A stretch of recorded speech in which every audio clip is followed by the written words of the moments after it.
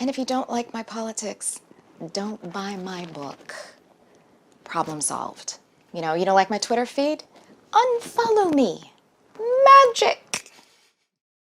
Welcome back to Thinking Critical. This is Wes, and you know what is absolutely unparalleled times right now. Tensions are at an all-time high.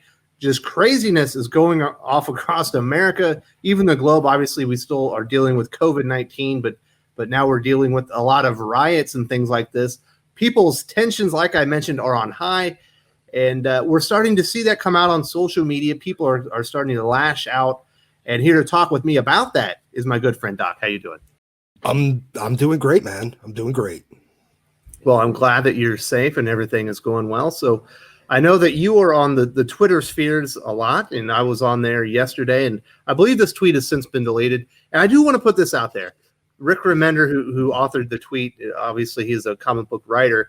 It was very polite the way he put it, but basically he said, if you are a Trump supporter, please unfollow me, and I don't need you buying my books either.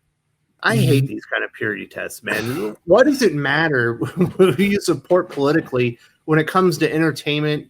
Entertainment is supposed to be a distraction. It's supposed to be a relief from the grind of everyday life, those stresses and tensions. Why are we putting precursors and purity tests on whether or not we can consume entertainment? They do it because they think that because they've become popular in industry A, that they get to preach to you that you're interested in their thoughts on politics. Like, they've kind of lost the difference between entertainer and influencer, and they think that because they have large followings, they are now akin to like an Instagram influencer or a fashion blogger and stuff like that, where they can actually influence the overall cultural sphere because they are, yeah, and you know what, they are in pop culture. They think that they can just do it by preaching to you. Like, we come to them for our news source. I don't get it. Creators need to, I mean, look, I understand wanting to, creators having certain political bents and stuff like that. That's fine. And if you really want to influence the culture, do it through your work, through your fiction.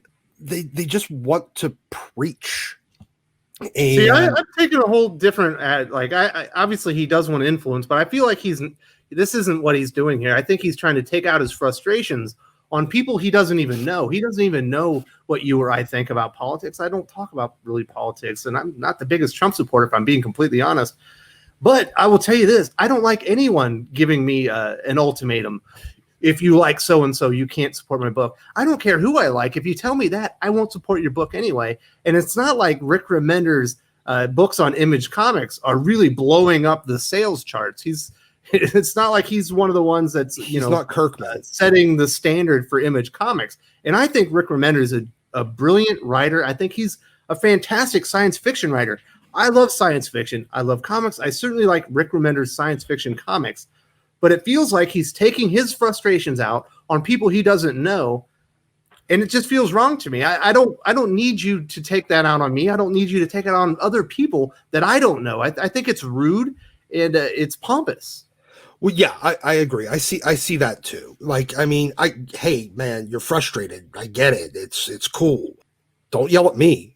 I get it, but it seems like it's just this, almost like this impotent flailing from him. Like, he needs to lash out at somebody, and the only people he can lash out are people the only people he can lash out at in a way that maybe would be effective is by lashing out at the only people he has influence over is his followers, and he can insult them because, you know what? I get it. You don't like Trump. It's fine. I don't care. But you know what? If you started yelling at Trump, guaranteed that he doesn't care either. So, yeah, and how much influence do you really think he has over his followers? I was just subscribed to him to get information on his comic books, and he had some funny jokes, and you could see that he would get fed up every once in a while. He would say funny stuff, but yeah, the only reason I didn't even follow him until during this whole like quarantine thing where he started telling kind of insider stories, like the things that he didn't do, kind of like those what if, like his Yeah, pitches that got turned down, they were great. Yeah, his rejected pitches, because those were interesting to me. I don't care about his politics. I don't care, the guy could literally wear like a hammer and sickle t-shirt every day, and I don't care. I'm interested in his comic pitches. And I think the vast majority of the people that follow these creators are interested in that too. But this is impotent flailing, and because the person that he's actually mad at doesn't give a damn. So he yells at the people that might support that guy instead, that already follow him. That's what it comes down to. It's just weird because when you talk about his pitches and everything, and then that people were following him so they could hear those and they thought they were interesting. So he does have influence, and he has an ability to bring people together instead of talking about what's dividing us right now.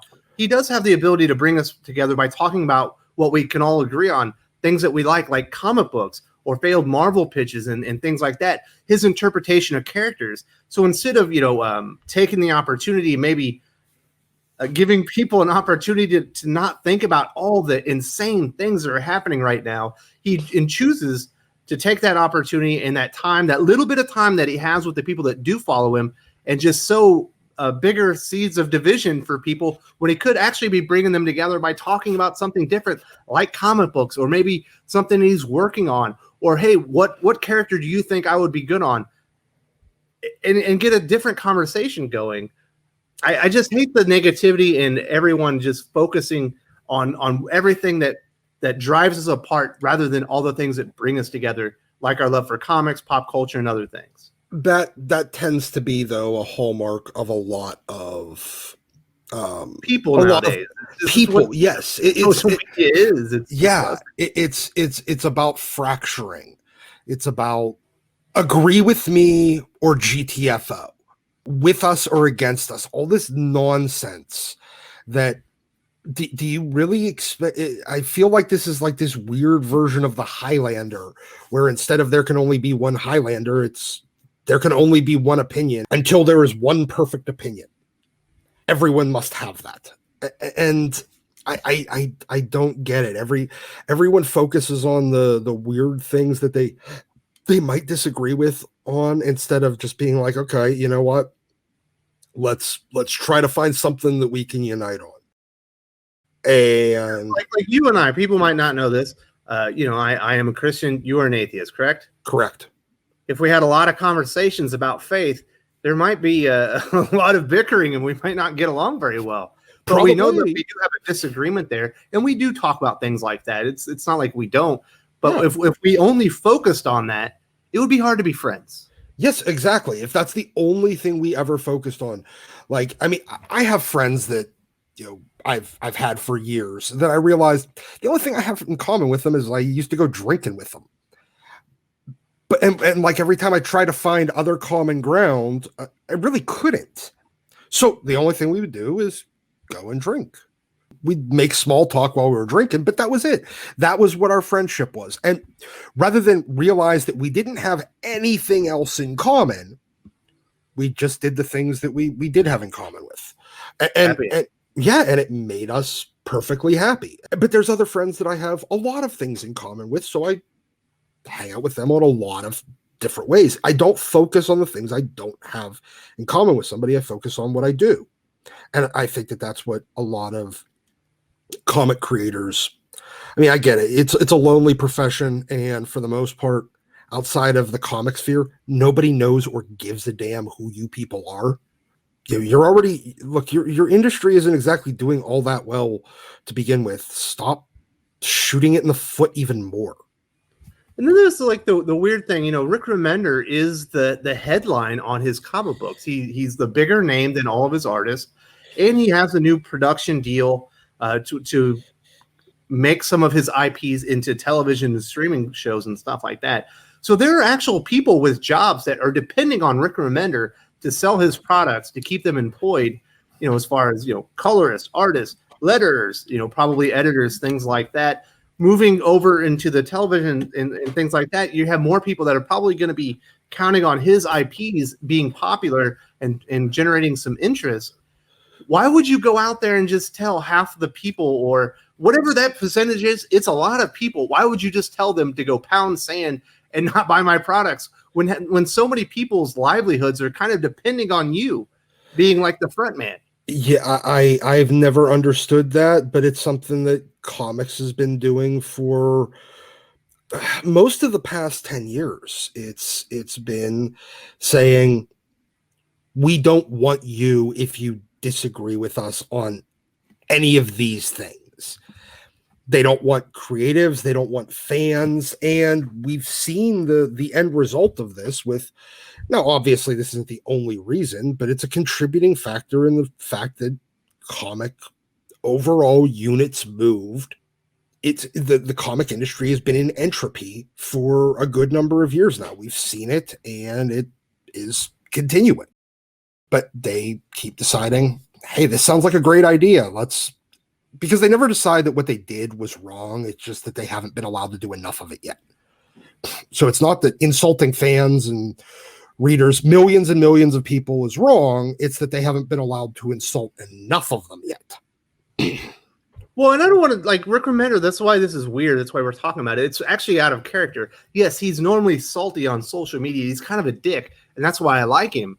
But just lashing out at people and just telling them to, like, get out of here, don't buy my book. Like I said, I get it. There's a lot of stress right now. People are freaking out. But, you're supposed to be an industry leader. How about keeping your cool and leading by example rather than giving into all the hate and all the fear and going out there and trying to drive people apart even further? It just frustrates me to no end. I feel like every creator needs to have their Kelly Sue moment of, if you don't like my politics, don't buy my books. And they inevitably do, and then their career just goes to hell. So, good job. Let's hope that you don't repeat. Yeah, I mean, she essentially turned herself into a meme with that. Yeah. People make fun of her to this day, and nobody buys her stuff anymore. If you talk about it, there will be a couple of people that go and defend her, but for the most part, people laugh at it and like that was pretty stupid. And yeah, she went on Aquaman. I think that the sales dropped like 20% on her first issue, and within 2 or 3, they dropped like almost 50%. I think they have almost very shortly, and she can't sell a book on her name. She can only drive people away just because of that stupid comment, that video that will never go away. No. And, Remender deleted his tweet, it looks like, but because I just checked my response to it. And I look at it this way. You know what? Every time one of these comic pros decide to open their mouth, it just makes my wallet a little fatter because I stopped buying their stuff. I was buying 2 things that Remender was doing. Well, I was buying one, buying their glory, and I was thinking about picking up a couple of his other things. I'm going to skip I think there's still one more issue of Death or Glory left. I'm going to skip that, and I won't be picking up anything else. So good job. Weird. Like I said, I'm not like a big Trump supporter or anything. I just don't like people giving me ultimatums. Remender is a writer that I like. I think his Uncanny X-Force is amazing. It's one of the best modern Marvel runs I think that there is. And I thought his run on Black Science, his Low series, Deadly Class, all brilliant. I'm meant to be reading Death and Glory. Haven't got to it yet, but I certainly have to think about it now. It's like, do I want to support this guy? Is he just going to be an a-hole to people for no reason in the future just because he's mad? Yeah, basically, yes. And you know what? As his sales start sinking as the result of going out and insulting millions of people, he's going to get saltier because he doesn't want to admit that what he did hurt himself. That the only person he has to blame is himself. And that's what happens. These creators go out, insult millions of people. Their sales start to suffer. They get saltier, and they get more angry, more bitter, more defensive of that position, and the quality of their work starts going down too, because they're angry and they don't want to admit that they made a mistake. Yeah, so I'm certainly not advocating that people, don't buy Rick Remender. He was a meanie, on Twitter or whatever. But I am saying, like, I don't know why he would do that, it certainly makes me think twice before I go and pick up a recommender book. But I completely understand people who take him up on his offer and say, you know what? I will take my money and put it somewhere else where maybe the people respect me and my ability to choose for myself and make the choices that you don't agree with. Yeah. Rick decided he didn't want to do that. So sorry, buddy. So, all right, Doc. I think we talked about this one enough. Hopefully things calm down. It's just so nuts right now. And I imagine people are going to be getting nuttier and nuttier as the days go on. Oh, at least it cooled off a little bit so that it's not 90 degrees outside. Maybe people will be a little more sane now that it's back down in the 70s. Wow. There's a direct correlation between. I'm sure it's in the 70s in Pittsburgh, but not everywhere else, and it's certainly not in the 70s here in the Philippines. Hotter than shit. If you enjoyed this video, please give it a like. I would appreciate it very much. It helps us attract more views for the channel. Subscribe for future commentary, comic book news, and reviews. And don't forget to ring the bell for notifications. If you want to talk comics, movies, and much, much more, you can follow me on Twitter at Wes_from_TC. With that, Salamat po, and I'm out.